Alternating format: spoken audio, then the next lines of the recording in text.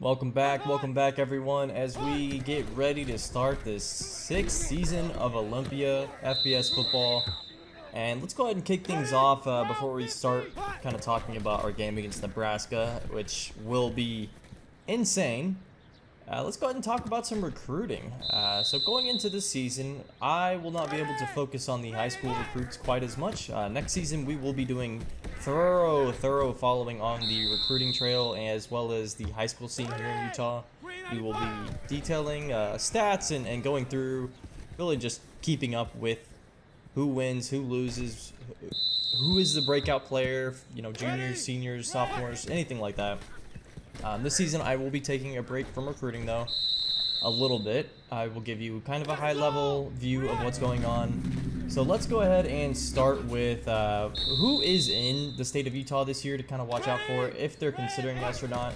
So out of Bingham and Harriman, of course, two rival schools, we have Sky Parks. He's currently a junior, so not convinced yet on where he's going to go. No commitment yet, but quite a few schools are already contacting him. Of course, Coach Cook is looking into him, but might not be able to land him. He is pretty much your dynamic, high-powered arm, really fast quarterback of the future, I like to think. Think of a Josh Allen archetype for him. Then we have Brandon Dukes, and that's one of his wideouts, actually one of the best wideouts in the state of Utah.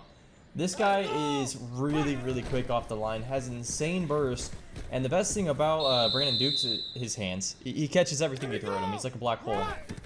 Finally, on the defensive side of the field, Bingham's got a star player this year, Dick Parrish. He is a 5-star player, 5-star power, and he is currently interested in Olympia. And we are currently reaching out to him. We'll see how that goes. A lot of big schools are reaching out to Dick Parrish. He is probably one of the better recruits in the state of Utah this year and in the nation. Out of rival school Harriman, we have quarterback Hussein Karimi. He's kind of been on the stage for a while now, and he is just about ready to graduate. Very much a pocket passer. Throw accuracy, throwing power, they're okay. Really, the biggest thing on Hussein Karimi is his intelligence for the game. His awareness is really just higher than everybody else in this recruiting class. His running back at Harriman is Coburn. Of course, I am cheering on Harriman this year. Hopefully, we can take home another state title. Coburn is a power runner, so if you look at this offense, it's a pro-style offense through and through. They've got a quarterback that can't leave the pocket, and they've got a running back that can run between tackles, and that's pretty much it. Boosting that is Trent Lorenzo, the lineman. Really good pass block and acceleration. He's a great blindside pass blocker. Trent Lorenzo is currently interested in Olympia. We'll see if we can land him. And finally, on the defensive side of things, John Rice, the edge rusher, a speedy and finesse pass rusher. He also is currently considering Olympia as one of his schools. Out of Lone Peak, we have Patrick Wright, the quarterback, and he also is a very intelligent quarterback. Two quarterbacks actually that are known for their awareness level this year coming out of the state of Utah. Patrick Wright has been at Lone Peak for quite a while, and he's finally graduating. He is not on our boards, and we will see where he ends up. So that's pretty much most of the notables out of this class. Let's go ahead and go through our current recruiting class. We have Kevin Smith out of California, a guard, and it is currently looking good in the race for him. He would be more of a backup long-term player. Same with Grant Coleman, also out of California. Brian Jacobs is an edge backer. He is currently considering us as well as BYU and Boise State, and he's more of a run-stopping guy. We have Dick Parrish, who I've already mentioned, and Dick Parrish, of course, is considering us, but it will be a long shot to land a guy of his caliber.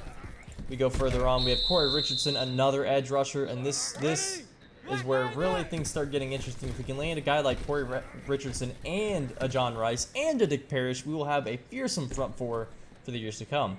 Of course, Corey Richardson out of Utah is another highly touted recruit, and we might not see him this year. After that, we have Nate Hall, the tackle out of Springville, Utah. He is currently leaning towards Utah, 3-star recruit. We are on his board, but it will be tough to make up ground in that battle with Utah and Colorado, it looks like. Terrence Hawthorne, a wide receiver out of Arizona.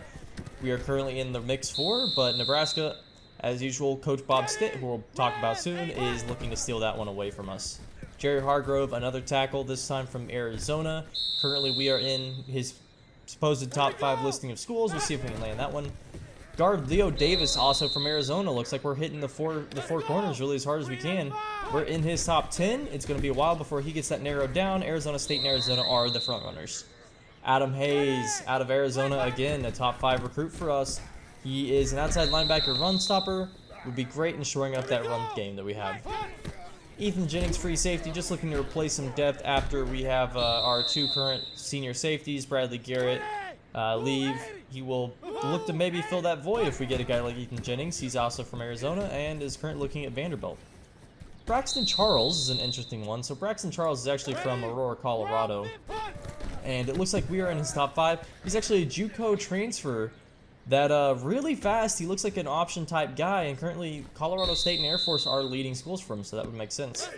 Jonathan Pittman out of Park City, Utah is currently considering us. He is a really good tight end, as well as Steve Cox out of Arizona, another good tight end that's considered in both Arizona State schools.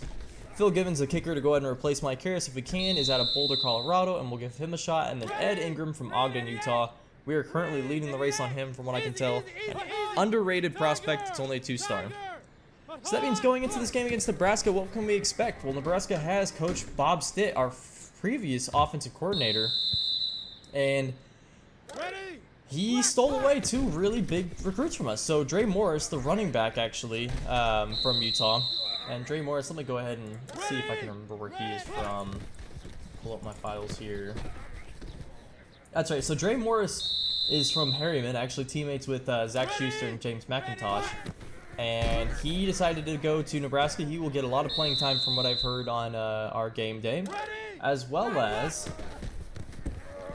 from, let's see where he was from, Bingham, that's right, rival school Bingham.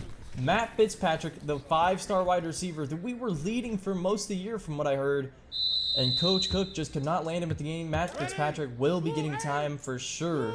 He has great hands and he's blazing fast. He'll be getting a lot of touches and he will be returning kicks for this Nebraska team. So we'll see if we can go and take vengeance on our former coordinator.